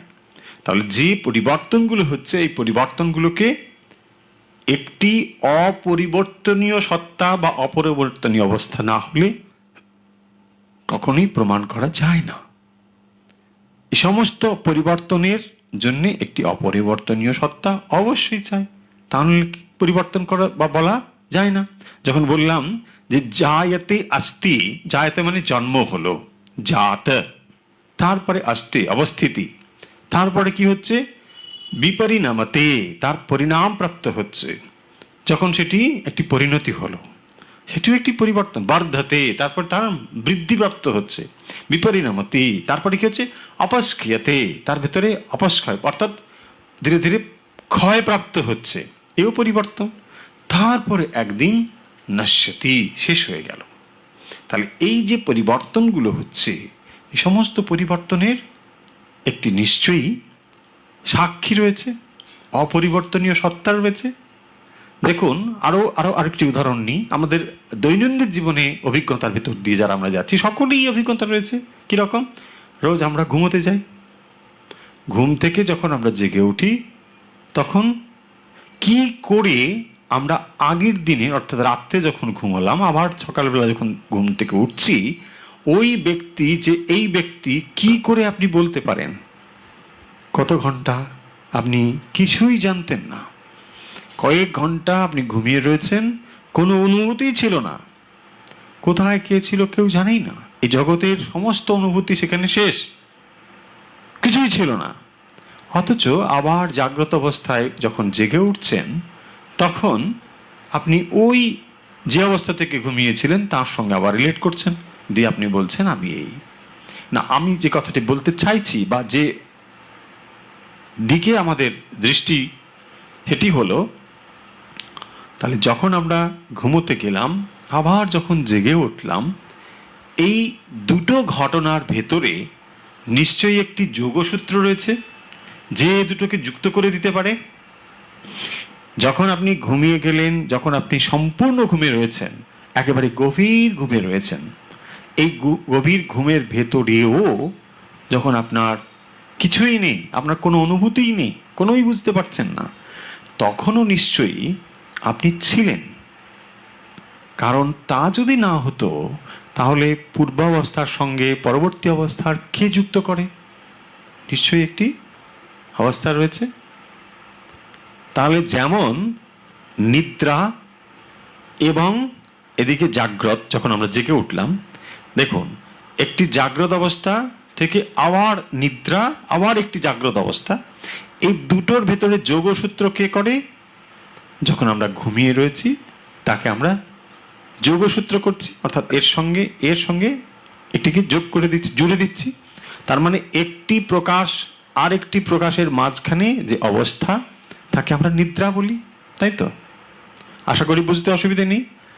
একটি জাগ্রত অবস্থা, রাত্রে আপনি ঘুমানোর আগে জেগেই ছিলেন, আবার যখন ভোরবেলা উঠে পড়লেন তখন জেগে উঠলেন। তাহলে দুটো জাগ্রত অবস্থার মাঝখান অবস্থাটাকে আমরা বলছি নিদ্রিতা অবস্থা। হয়েছে? মানুষের মৃত্যু যখন আমরা বলি যে মানুষটা নেই, আসলে মৃত্যু হচ্ছে নিদ্রারই একটি দীর্ঘ অবস্থা। দেখুন তার মানে কি হলো, আসলে কি বলতে চাই যে এখানেও যখন আমরা দেখতে পাচ্ছি যে একটি অবস্থান রয়েছে এবং সেখানেও আমি রয়েছি, পূর্ণভাবে আমি রয়েছি। কারণ যদি আমি না হয় আপনি প্রমাণ করতে পারবেন না আমি নেই বলে। যদি আমি নেই তাহলে কে জেগে ওঠে? এবং আপনি নতুন মানুষ হয়ে জেগে উঠছেন তা নয়, আপনি যখনই জেগে উঠছেন তখনই পূর্ব স্মৃতির সঙ্গে আপনি যুক্ত হয়ে যাচ্ছেন, তাই না? সকালবেলা উঠে কি আপনি কি খোঁজেন প্রথম? এখন তো অবশ্য মোবাইল ফোন খোঁজেন। কোথায় গেল মোবাইল ফোনটা খোঁজেন মানুষ? কেন খোঁজে?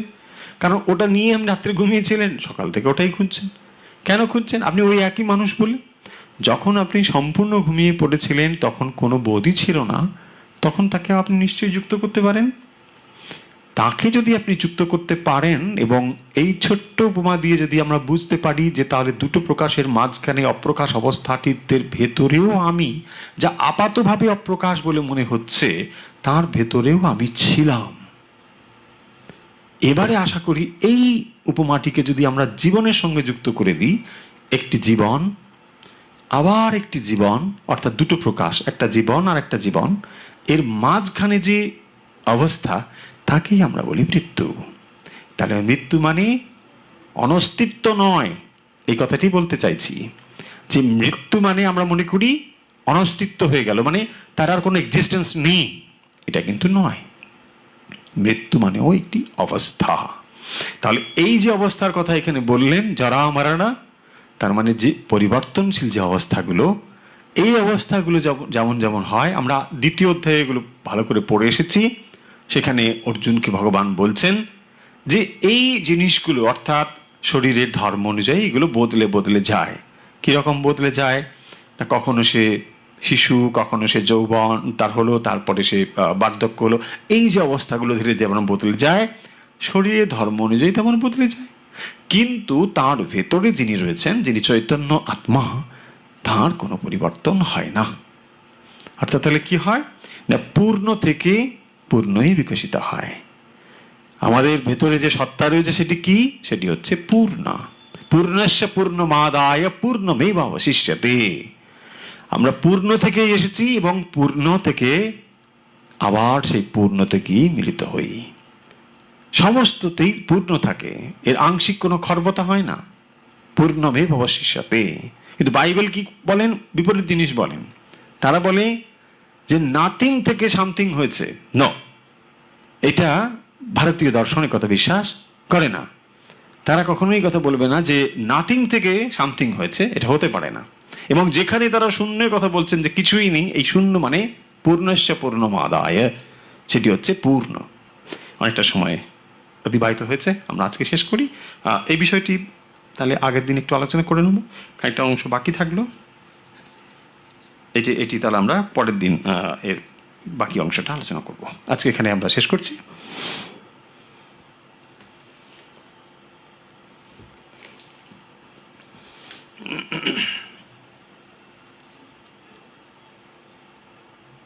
আসুন আমরা অভ্যাসের জন্য প্রস্তুত হই। আশা করি আপনারা সবাই অভ্যাসের জন্য প্রস্তুত।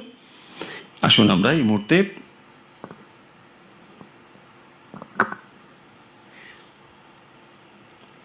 অন্যান্য দিনের মতো আমরা আজকে প্রাণায়াম অভ্যাস করব এবং তারপরে যেমন মেডিটেশনে যাই, আমরা মেডিটেশনে যাব। আসুন শুরু করুন। সবাই যে যেখানে রয়েছেন এবং যেভাবে আমাদের এই অভ্যাসের সঙ্গে যুক্ত হয়েছেন, সবাইকে আন্তরিক শুভেচ্ছা জানাচ্ছি এবং আন্তরিকভাবে স্বাগত জানাচ্ছি আমাদের এই অভ্যাস পর্বে। আসুন আমরা অভ্যাস শুরু করি। যে যেখানে বসে করছেন, অর্থাৎ সুখাসন, পদ্মাসন অথবা চেয়ারে, সোজা হয়ে বসতে হবে। মেরুদণ্ড সোজা বসুন।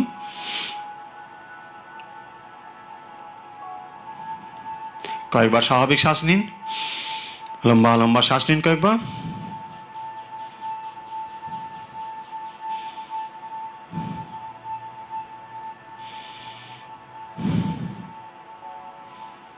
হয়েছে? আসুন আমরা শুরু করি। আমরা এখানে কতগুলো সহজ প্রাণায়ামের কথা বলি, আপনারা নিশ্চয়ই এতদিনে জেনে এবং বুঝে গিয়েছেন কিভাবে আমরা করছি। আমরা কতগুলো সহজ প্রাণায়াম করি, যে সহজ প্রাণায়ামগুলো আমাদের আধ্যাত্মিক অভ্যাসে বা আধ্যাত্মিক সাধনার দিকে আমাদেরকে অগ্রসর ঘটায়, আমাদের মনকে অন্তর্মুখী করে। আমরা সেই রকম কতগুলো প্রাণায়াম করি এবং খুব সহজভাবে, সরলভাবে শুরু করছি আমাদের অভ্যাস। কিভাবে?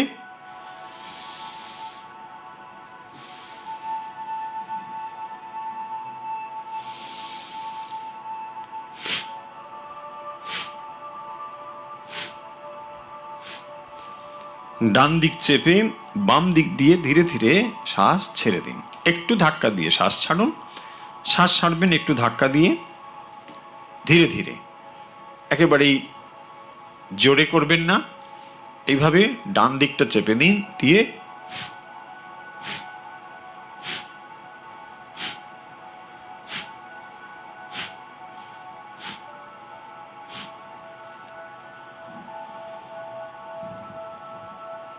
হয়েছে? আশা করি কয়েকবার করেছেন। এবারে আসুন ডান দিকে করুন, অর্থাৎ বাম দিকে এভাবে চেপে করুন।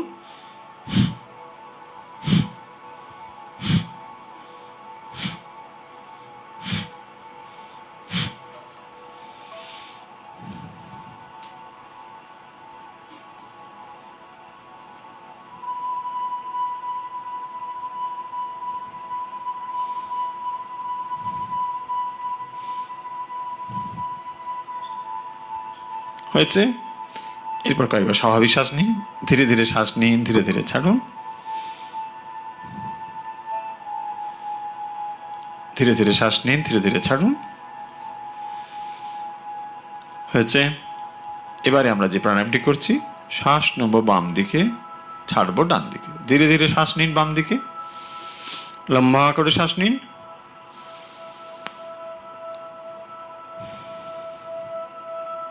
শ্বাস নিন লম্বা, ছেড়ে দিন।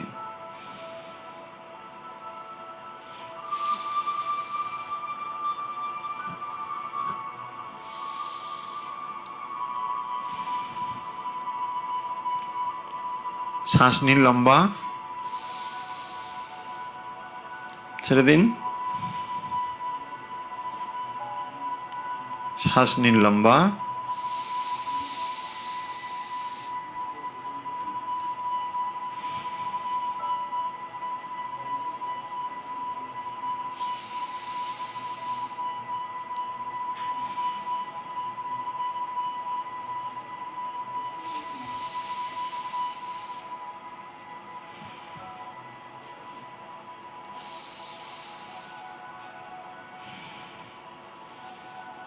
শ্বাস নিন বাম দিকে, ছেড়ে দিন।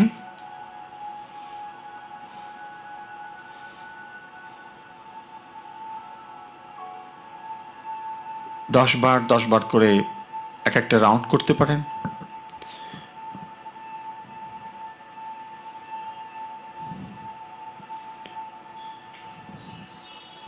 বাম দিক হয়ে গেলে কয়েকবার স্বাভাবিক শ্বাস নিন, রিল্যাক্স, ধীরে ধীরে ছাড়ুন, ধীরে ধীরে নিন। হয়েছে? এবার করব শ্বাস নেব ডান দিকে, ছাড়বো বাম দিকে। কিভাবে? এভাবে ধীরে ধীরে শ্বাস ডান দিক থেকে নিন,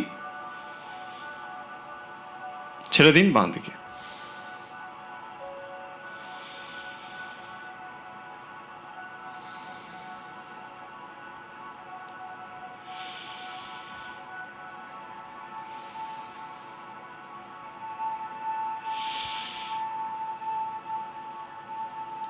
শ্বাস নিন ধীরে ধীরে, ছেড়ে দিন।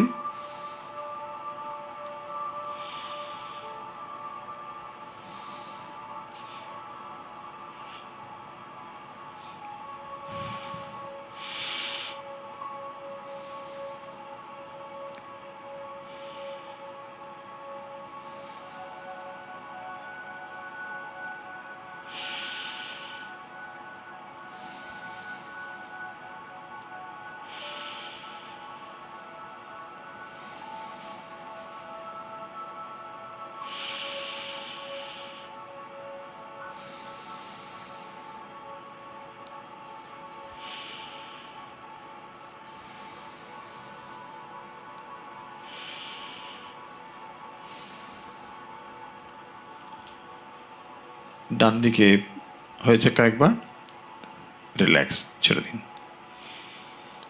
কয়েকবার স্বাভাবিক শ্বাস নিন, ধীরে ধীরে শ্বাস নিন, ধীরে ধীরে ছাড়ুন।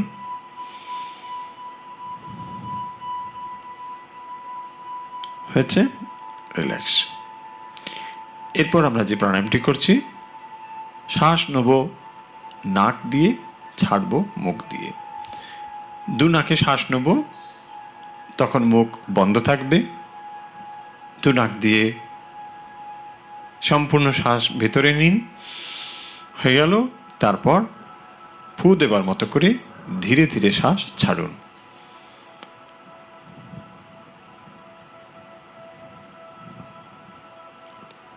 খেয়াল রাখুন শ্বাস ছাড়বেন ধীরে ধীরে, এবং আমরা স্ট্রয়ের ভেতর দিয়ে যেমন ফু দিই ঠিক ওই রকমভাবে খুব ধীরে ধীরে শ্বাস ছাড়বেন। একেবারে তাড়াহুড়ো করবেন না, ধীরে ধীরে করুন।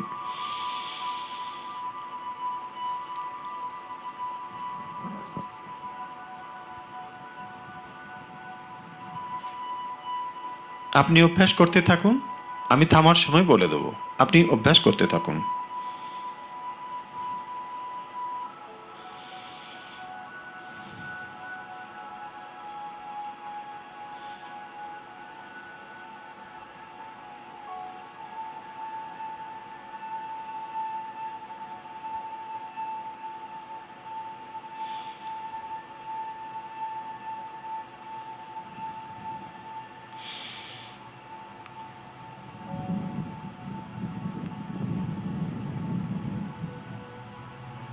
যখন শ্বাস নিচ্ছেন মনে মনে কল্পনা করুন প্রকৃতির অফুরন্ত প্রাণশক্তিকে আপনি শ্বাসের দ্বারা ভেতরে নিচ্ছেন। যখন আপনি শ্বাস ছাড়ছেন মনে মনে কল্পনা করুন নেতিবাচক চিন্তা, রাগ, দ্বেষ, হিংসা সব বেরিয়ে যাচ্ছে। আপনি শান্ত হচ্ছেন, আধ্যাত্মিকভাবে উন্নত হচ্ছেন। এটি মনে মনে কল্পনা করুন।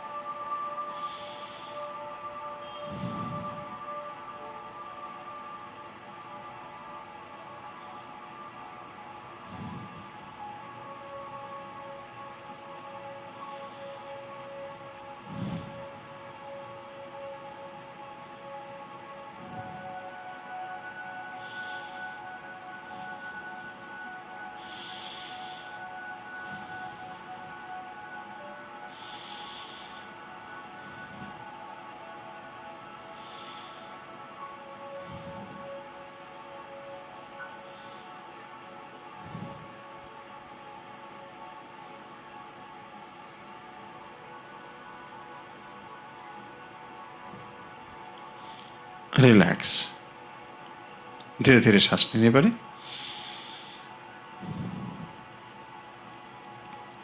আমরা কতগুলো সহজ প্রাণায়াম এখানে করি, যে প্রাণায়ামগুলো সকলেই করতে পারেন এবং এর দ্বারা লাভবান হতে পারেন। হয়েছে। এরপর আমরা যে প্রাণায়ামটি করছি, আমরা জিভকে সোজা সামনের দিকে বার করব, পাইপের মতন করে ভেতরে শ্বাস নেব, তারপর ছেড়ে দেব। করতে থাকি। কিভাবে অভ্যাস করব? জিভ সোজা পাইপের মতো বার করুন, সোজা বার করে। হয়েছে। জিভকে সোজা বার করে দিন, পাইপের মতন করে দিন, শ্বাস ভেতরে নিন, মুখ বন্ধ করে দিন, নাক দিয়ে ছেড়ে দিন। হয়েছে। যারা জিভ সোজা বার করে পাইপের মতন করতে পারবেন না তারা করুন।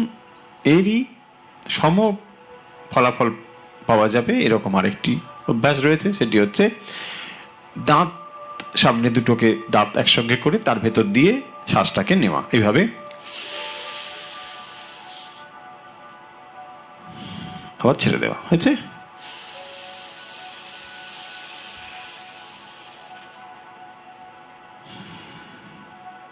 নিন।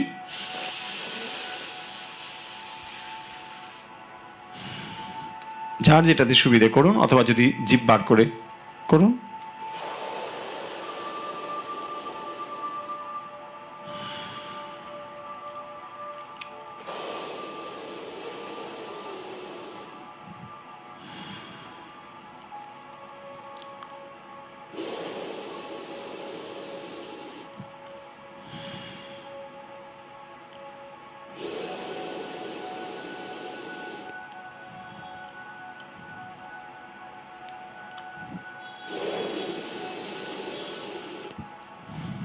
হচ্ছে রিল্যাক্স। কয়েকবার অভ্যাস করেছেন? এবার যেটি করব, শ্বাস নেব এবং ছাড়ব নাক দিয়ে ছন্দবদ্ধভাবে। শুরু করুন।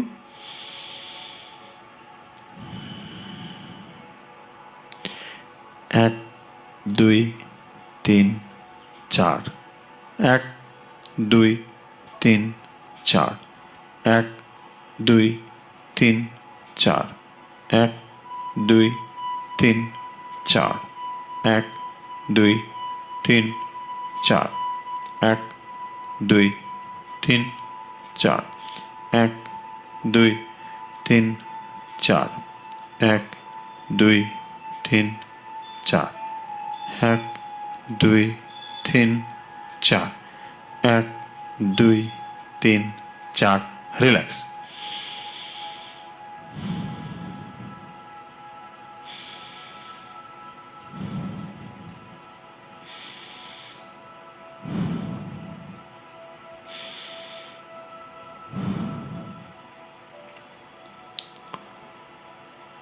ছন্দবদ্ধ শ্বাসের আরেকটি রয়েছে 6-6। আমরা 6-6 কয়েকবার চেষ্টা করছি, আপনারা নিশ্চয়ই করেছেন। করুন, শুরু করুন। 1 2 3 4 5 6, 1 2 3 4 5 6, 1 2 3 4 5 6, 1 2 3 4 5 6, 1 2 3 4 5 6, 1 2 3 4 5 6, রিল্যাক্স। কয়েকবার স্বাভাবিক স্বাদে নিন, ধীরে ধীরে শ্বাস নিন, ধীরে ধীরে ছাড়ুন।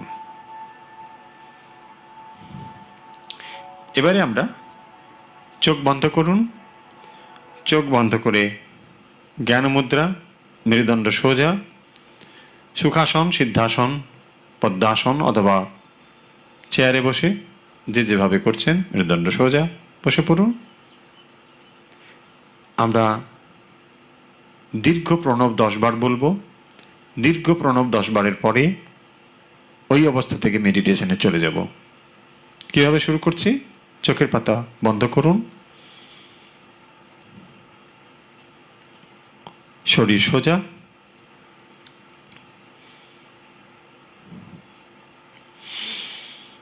লম্বা শ্বাস নিন, ছেড়ে দিন।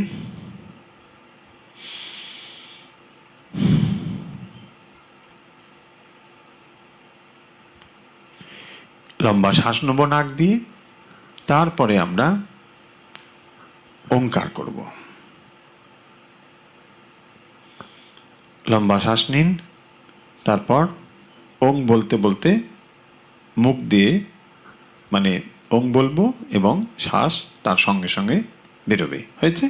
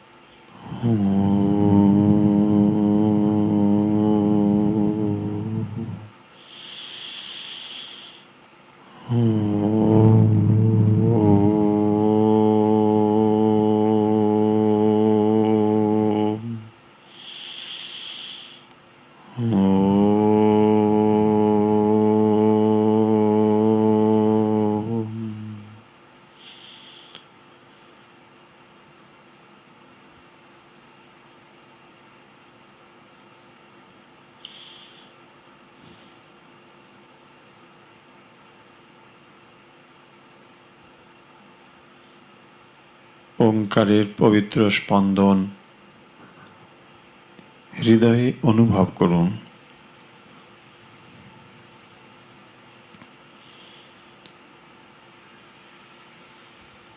ওঙ্কারের স্পন্দন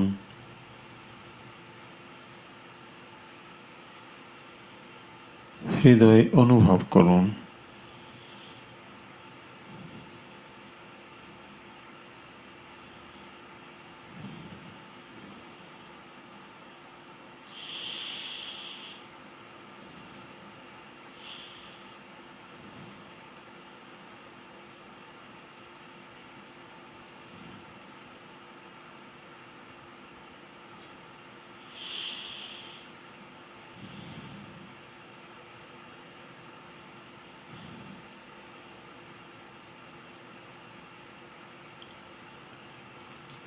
অনুভব করুন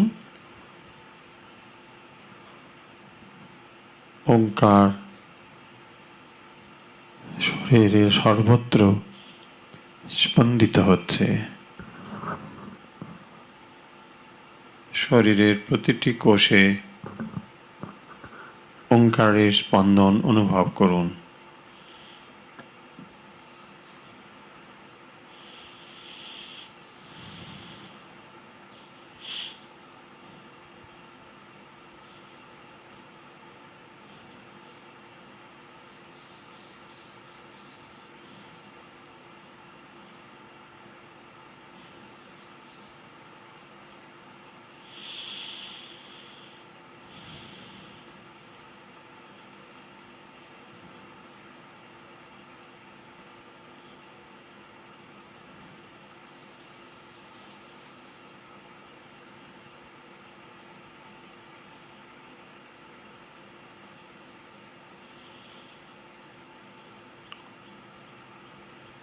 পায়ের বুড়ো আঙুল থেকে ধীরে ধীরে মনকে ওপরের দিকে তুলুন এবং শরীরের প্রত্যেকটি অঙ্গকে শিথিল করে দিন।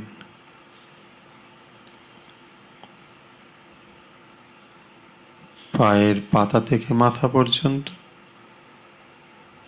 শরীরের প্রত্যেকটি অঙ্গ সম্পূর্ণ শিথিল।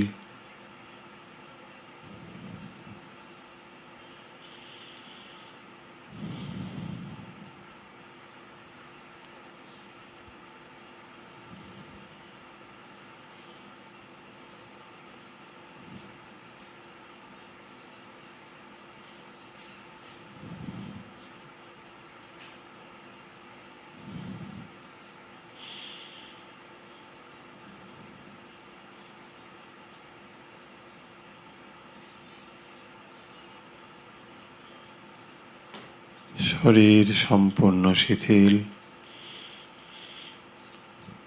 মন দিন শ্বাসের পথে, কিভাবে শ্বাস ধীরে ধীরে শরীরে ঢুকছে এবং বেরোচ্ছে। আপনি সচেতনভাবে শ্বাস নিন।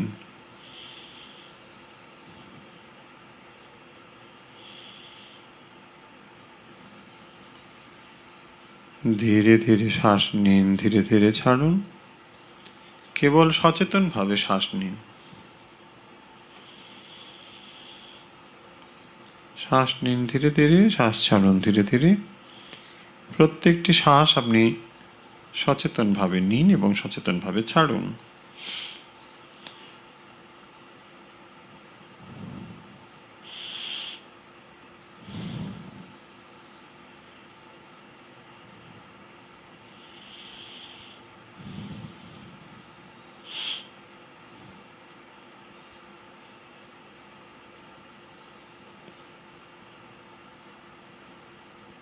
আমরা আজকে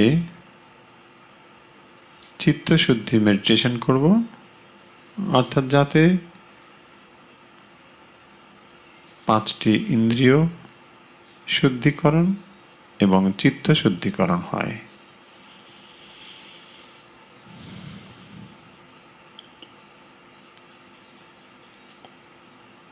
মন নিয়ে আসুন হৃদয়ে।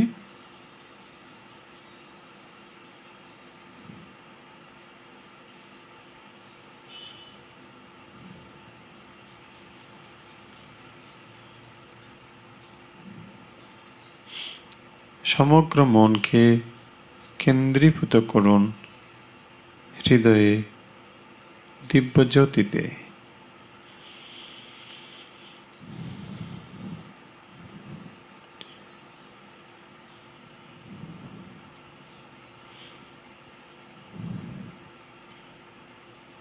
দিব্য জ্যোতিকে হৃদয়ে বারবার করে অনুভব করুন।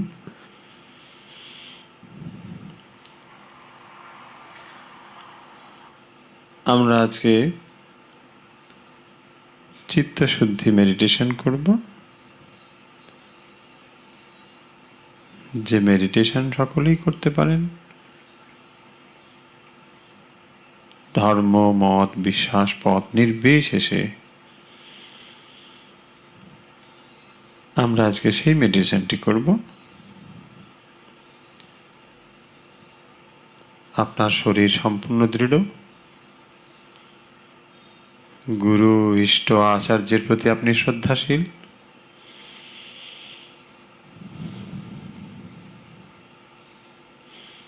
লম্বা শ্বাস নিন।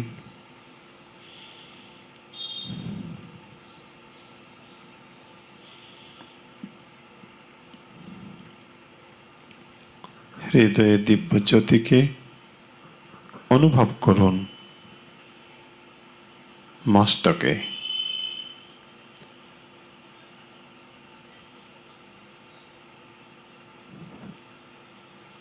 মাথায় দিব্য জ্যোতিকে অনুভব করুন।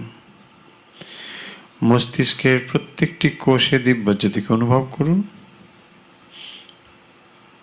সম্পূর্ণ মস্তিষ্ক জুড়ে দিব্য জ্যোতিকে অনুভব করুন। অনুভব করুন দিব্য জ্যোতির শুভ্র স্পর্শে সমস্ত মস্তিষ্ক জ্যোতির্ময় হয়েছে। দিব্য জ্যোতি স্পর্শে আপনার মস্তিষ্ক জ্যোতিপূর্ণ হয়েছে। এই দিব্য জ্যোতি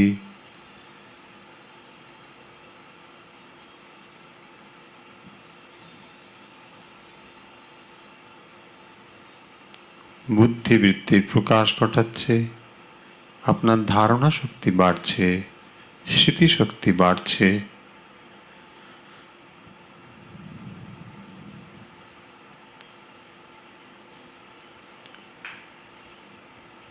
আধ্যাত্মিকভাবে আপনি পূর্ণ হচ্ছেন।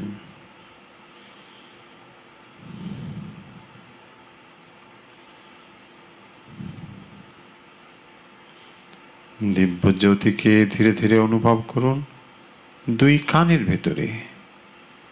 ডান কান, বাম কান, কানের ভেতরে প্রবেশ করিয়ে দিন। দিব্য জ্যোতির স্পর্শে আপনার শ্রবণ ইন্দ্রিয় জ্যোতির্ময় হয়েছে।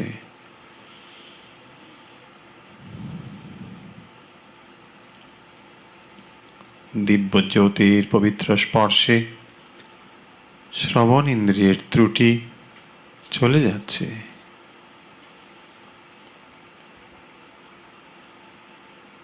শ্রবণ শক্তি বাড়ছে। দিব্য শ্রবণ ক্ষমতা বাড়ছে।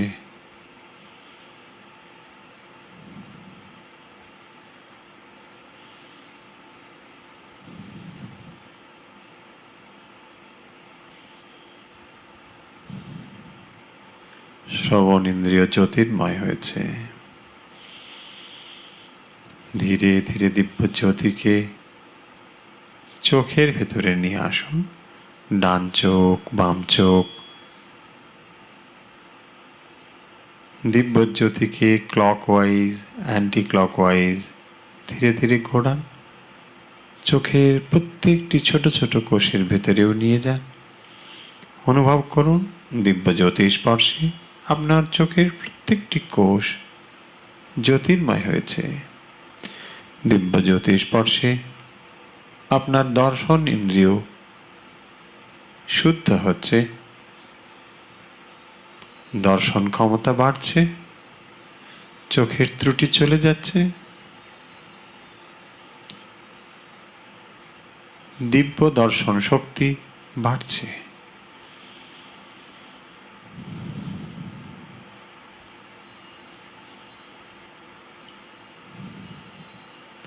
ধীরে ধীরে জ্যোতিকে নাসিকার ভেতরে নিয়ে আসুন। ডান দিক বাম দিক নাসিকার ভেতরে প্রবেশ করিয়ে দিন।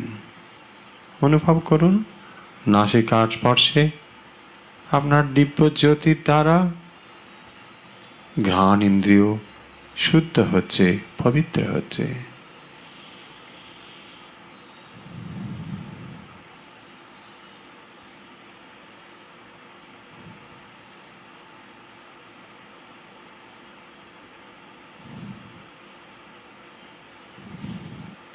দিব্য গন্ধ গ্রহণ করার ক্ষমতা বাড়ছে।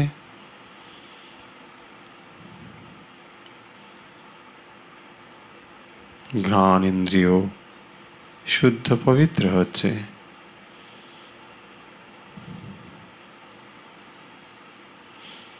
দিব্য জ্যোতিকে মুখের মধ্যে প্রবেশ করিয়ে দিন।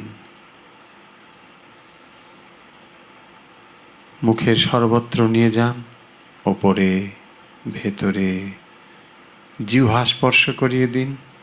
জিহ্বার সর্বত্র অনুভব করুন দিব্য জ্যোতির স্পর্শে আপনার মুখগহ্বর পূর্ণ হয়েছে, জ্যোতির্ময় হয়েছে। অনুভব করুন দিব্য জ্যোতির স্পর্শে আপনার বাক ইন্দ্রিয় শুদ্ধ পবিত্র হচ্ছে।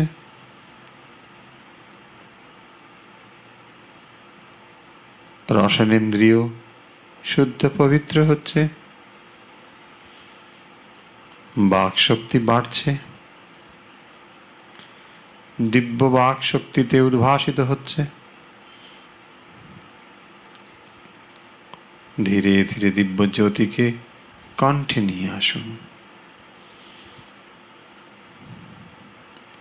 কণ্ঠের সর্বত্র দিব্য জ্যোতিকে নিয়ে যান। ধীরে ধীরে দিব্য জ্যোতির স্পর্শে কণ্ঠ জ্যোতির্ময় হয়েছে। অনুভব করুন দিব্য জ্যোতির স্পর্শে বাক শক্তি বাড়ছে, কণ্ঠের ত্রুটি চলে যাচ্ছে।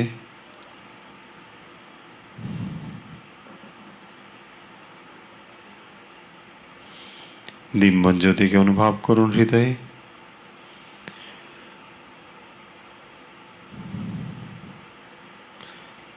হৃদয়ের সম্পূর্ণ চিদাকাশ পূর্ণ হয়েছে দিব্য জ্যোতিতে। অনুভব করুন দিব্য জ্যোতি স্পর্শে আপনার হৃদয় পূর্ণ হয়েছে।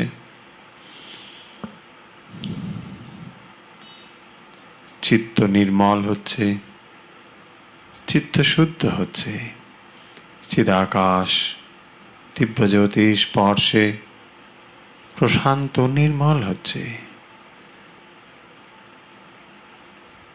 আপনি দিব্য জ্যোতি দর্শনের অনুভব করছেন এবং দিব্য জ্যোতি ও দর্শন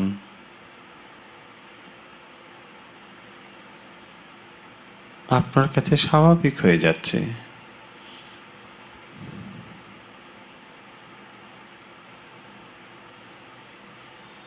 ধীরে ধীরে দিব্য জ্যোতিকে শরীরের সর্বত্র নিয়ে যান।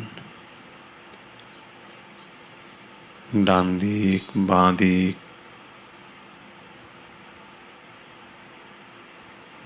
ডান পা বাম পা, মেরুদণ্ড, হাত, মাথা, গলা সর্বত্র নিয়ে যান। বিশেষত সেই জায়গায় নিয়ে যান যেখানে আপনার শারীরিক ত্রুটি আছে বলে আপনি মনে করেন, সেখানে নিয়ে যান। দিব্য জ্যোতিকে ওই ওই স্থানে বারবার করে নিয়ে যান। দিব্য জ্যোতির পূর্ণ স্পর্শে আপনার শারীরিক ত্রুটি চলে যাচ্ছে। অনুভব করুন শারীরিক রোগমুক্ত অবস্থা আপনি লাভ করছেন এবং আধ্যাত্মিক চেতনায় আপনি পূর্ণ হচ্ছেন। অনুভব করুন।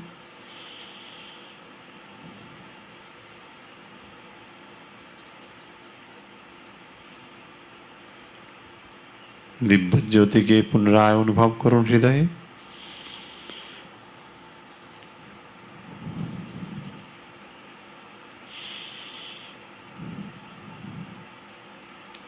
এই দিব্য জ্যোতি আপনার আত্মস্বরূপ।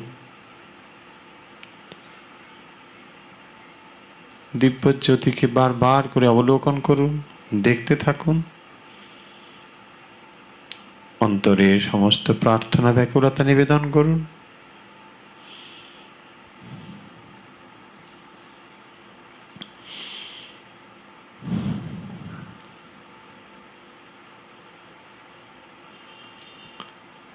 দিব্য জ্যোতির কাছে মনে মনে বলতে থাকুন, আমি এক অনন্য মানুষ।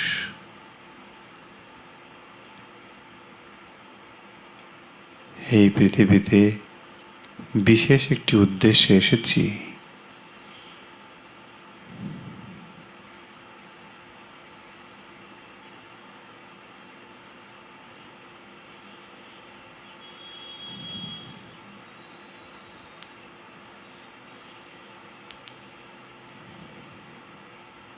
আমি জানি জীবন কত গুরুত্বপূর্ণ।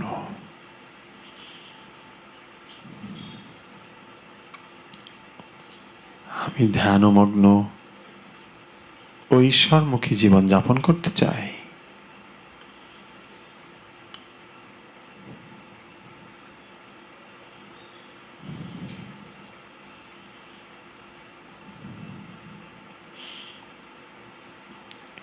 আমি ধীরে ধীরে ধ্যান ও তন্ময়তা লাভ করছি।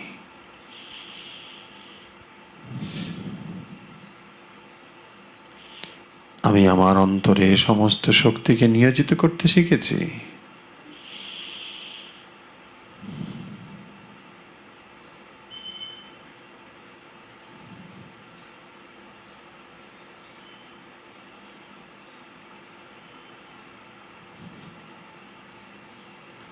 আমি জানি ও বিশ্বাস করি আমার ভেতরেই অসীম শক্তি সম্ভাবনা রয়েছে। আমি ধীরে ধীরে আমার অন্তরের অসীম শক্তি ও সম্ভাবনাকে জাগাতে চাই।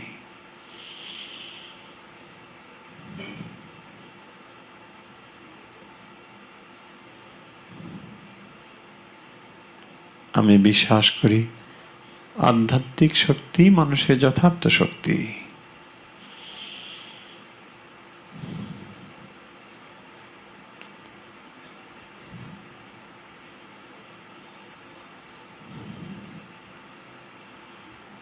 আমি আধ্যাত্মিক শক্তিতে শক্তিমান।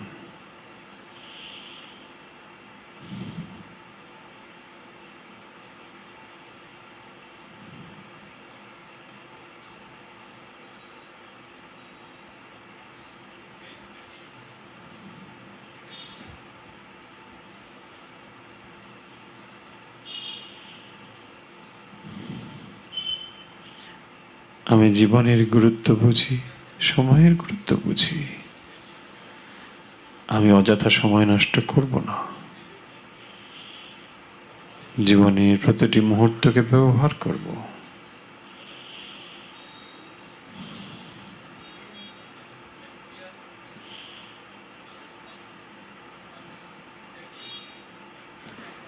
অন্তরের সমস্ত নেতিবাচক চিন্তাকে আমি ইতিবাচকে রূপান্তরিত করতে জানি। আমার অন্তরের সমস্ত নেতিবাচক চিন্তা ইতিবাচক চিন্তায় রূপান্তরিত হয়ে যাচ্ছে।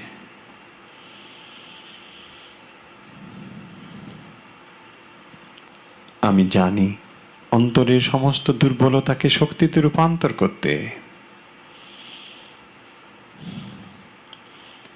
আমি ধ্যান ও তন্ময়তা শিখেছি। আমি আমার সমস্ত দুর্বলতাকে শক্তিতে রূপান্তরিত করতে জানি। আমি ধীরে ধীরে শক্তিমান হচ্ছি। আত্মশক্তিতে আমি ভরপুর হচ্ছি।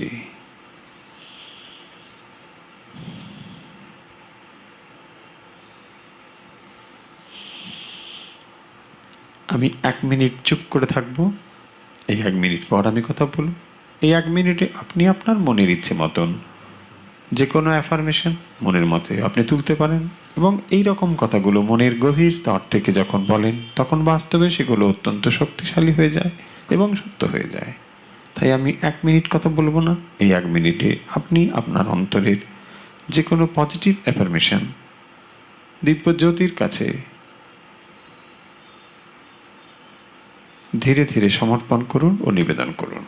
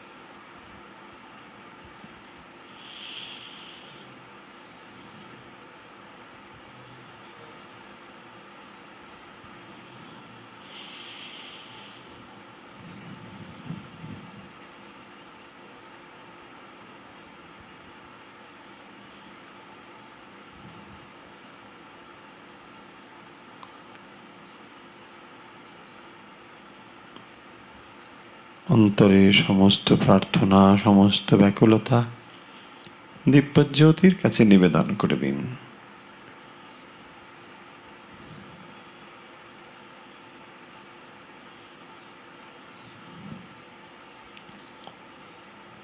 এই দিব্যজ্যোতি আমার আত্মস্বরূপ, আমার সত্যিকারের আমি।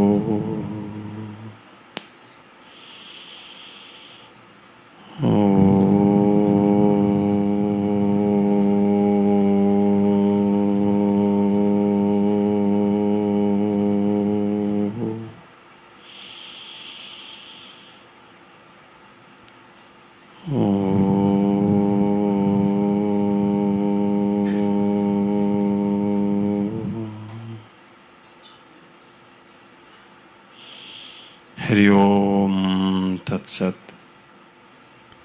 ধীরে ধীরে চোখের পাতা মেলুন, হাত নাড়ুন, পা নাড়ুন।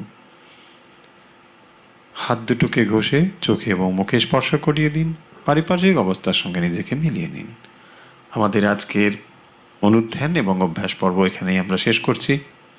যারা আমাদের সঙ্গে দীর্ঘদিন ধরে যুক্ত রয়েছেন, আমরা বেশ কয়েক মাস ধরে অনুষ্ঠান করছি, আপনারা আমাদের সঙ্গে রয়েছেন এবং আমাদেরকে পাশে থেকে আমাদের পরামর্শ দান করছেন এবং কিভাবে আমরা এটিকে আরও আপনাদের কাছে গ্রহণযোগ্য করে তুলতে পারি, আপনাদের পরামর্শ আমরা নিশ্চয়ই আশা করছি।